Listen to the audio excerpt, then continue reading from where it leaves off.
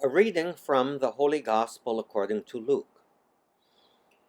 Great crowds were traveling with Jesus, and he turned and addressed them. If anyone comes to me without hating his father and mother, wife and children, brothers and sisters, and even his own life, he cannot be my disciple. Whoever does not carry his own cross and come after me cannot be my disciple. Which of you, wishing to construct a tower, does not first sit down and calculate the cost, to see if there is enough for its completion? Otherwise, after laying the foundation and finding himself unable to finish the work, the onlookers should laugh at him and say, "This one began to build, but did not have the resources to finish."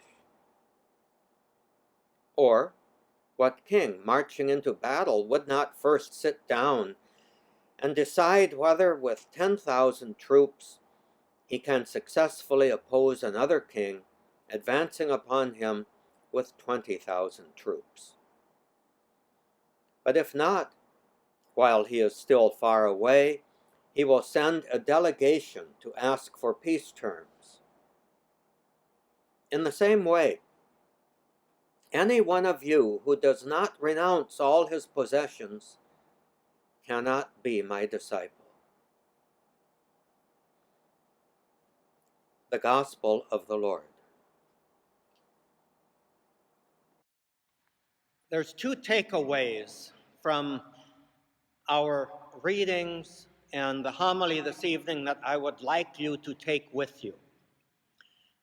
The first takeaway is that God always turns everything upside down.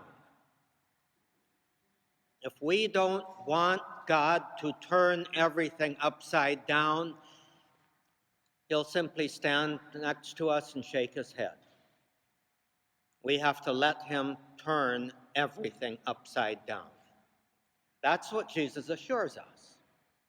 The second takeaway is related to it, but it doesn't seem to be at first. And that is a common piece of advice that we have heard from many sources. And that is, if you want change, you must first become the change that you want to see in others or in the world. So let's take a look at what's happening in our scriptures today and see how Jesus is kind of emphasizing both of these things. First of all, in the gospel, we sometimes are bothered by Jesus' use of the expression to hate our father and mother, our sisters and brothers, even to hate our own life.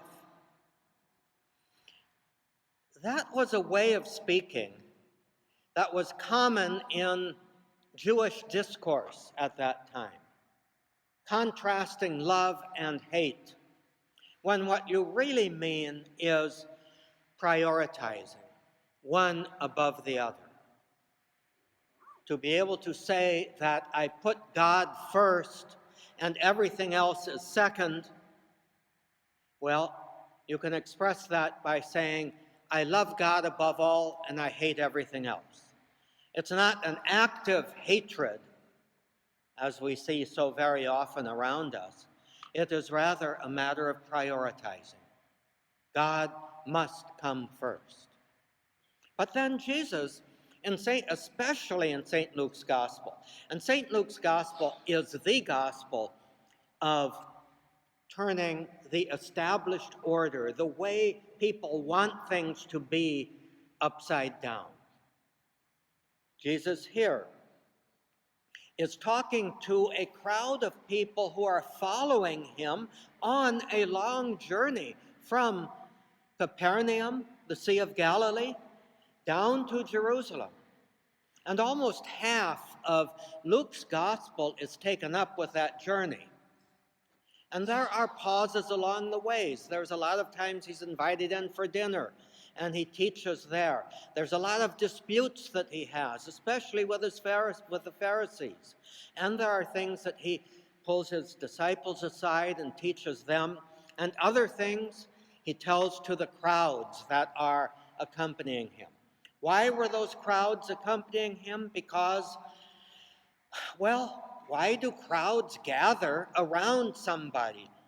It's because they want something. And Jesus seemed to them to hold out the promise of the fulfillment of everything that they had hoped and dreamed for, that they would be the dominant people of the earth, that they would conquer their enemies, especially Rome, and the Messiah would set them up to rule all people. And they wanted to be in on that. They wanted to be in on the ground floor. Jesus seemed to be holding out that promise. That's the way that they heard him, and they followed him because they wanted to be part of that. Jesus here is saying something to pop that bubble. And I think that many people probably stopped following him. They said, oh, well, if that's what you want, I'm going back to Galilee. Because Jesus makes it very clear that he is not going to go to Jerusalem to gather a military force and be a conquering hero. He is going to go and carry a cross and be crucified on it. And then he says, not only me, but if you want to be part of me, if you want to be my disciple, you must carry your cross and come after me. And then he gives a few examples, but he ends up with a real zinger. If you do not renounce all your possessions, you cannot be my disciple. Okay, that's this one gospel passage. The whole Gospel of St. Luke, especially the central chapters, let's say from chapter 10 onward, have to do with Jesus reversing the way that we expect things to be. I'd like to give you an assignment, if you dare. Maybe double dare. During the coming week, what are your favorite TV shows? How about, instead of watching your favorite TV shows, read the Gospel of St. Luke during this coming week from start to finish. I'm not going to test you on it, so don't worry. But if you do that, you will see time after time after time, Luke in particular, quoting Jesus as saying, things are not the way they seem to be. Things are to be turned upside down. It might be the parable of the Good Samaritan. It might be the prodigal son. It might be any number of parables or events that Jesus says, but all of them speak to, this is the way we'd like things to be, and Jesus says, this is the way God establishes them to be. Now, one of the almost unknown books in the New Testament is the one that we read this evening for the second reading. And the second reading actually took about half of that book. It's the shortest book in the entire Bible. It's the letter of St. Paul to Philemon. And we tend to just pass over it. Perhaps sometime when you finish reading the Gospel of Luke, take a good look at this letter of Philemon. It'll take you about 10 minutes to read the whole thing if you're a slow reader. But it's very, very interesting because Philemon was a wealthy man in the town of Colossae. That's where Paul wrote the letter to the Colossians to, in the town of Colossae. He was a wealthy man. Any wealthy person, landowner, household, lord of a household, in those days owned slaves. That was the normal thing to do. Very possibly, we sometimes think, well, slavery is so wrong, why didn't Paul condemn it? Why didn't Jesus condemn it? They did, but in a very subtle but very important way. Philemon had a runaway slave, a young man named Onesimus, who ran away and found Paul in prison and asked Paul to give him shelter. And Paul does. And he receives him. And he brings him into the household of faith. He baptizes him. And then he tells Onesimus, after he's been baptized, I want you to go back to Philemon and tell him, and to take this letter with you to give to him. Well, you can imagine Onesimus might be rather scared to do that. But Paul, in this letter, reminds Philemon that in Jesus Christ, if he takes Jesus Christ seriously at all, Onesimus is no longer his slave, but his brother. And Philemon, I trust you to receive Onesimus back, not as a slave, but as a brother. Now, that is a prime example of the demand that Jesus Christ makes of us to become ourselves the change that we expect to happen in society.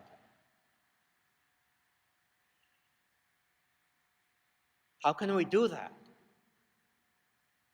Well, first of all, we have to accept the fact that God is turning our priorities upside down, and so we've got to adopt those upside down priorities.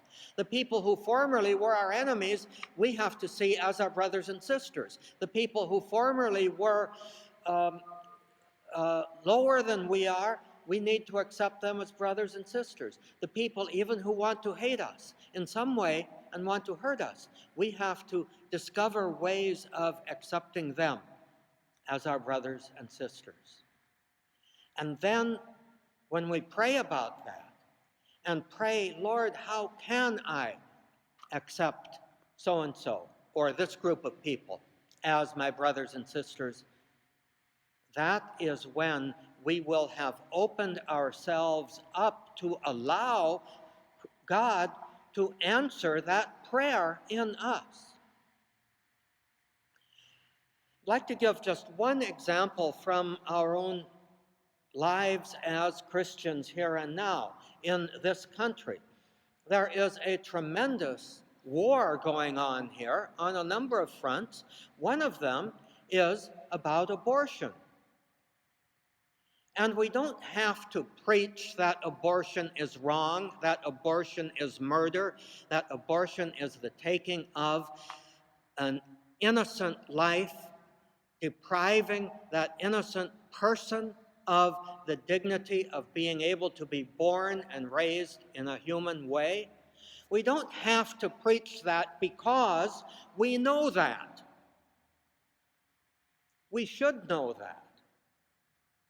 But what we do have to preach and really understand is how does God want us to counter the prevalence of abortion in our society and in our world?